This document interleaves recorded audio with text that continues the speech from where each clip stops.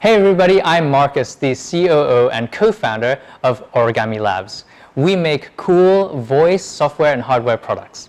And I'm really happy to be here and be a mentor for 92 Express.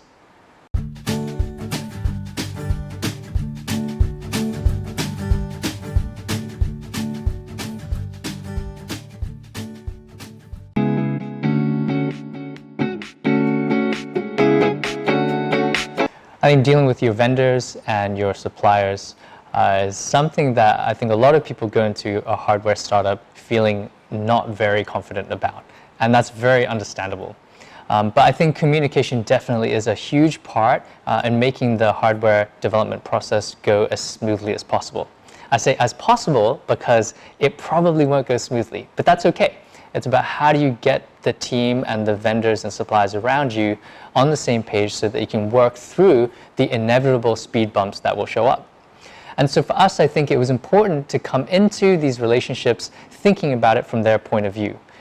We were an unknown, barely funded startup with an idea that they had never seen before.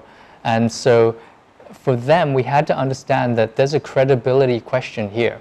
And if they're going to spend time on us, that it's going to reward them. And so that's the mentality we had going in. Now, how that affected our communication.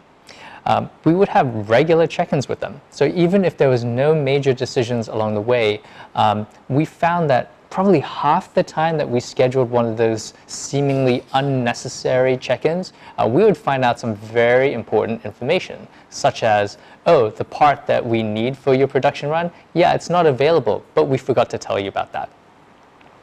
The other thing that we would do is that when we would find ourselves on different pages from them, in terms of, say, some spec or on some timeline, we would try to do as many meetings in person and face-to-face.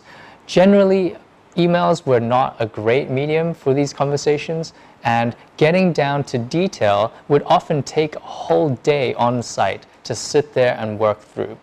So we were very fortunate that once we're able to get in a conference room with our suppliers and vendors, we were able to get their time and able to get to some solutions and some problem resolutions. So very grateful for that. And then I think the last thing we tried to do was not just talk about the product.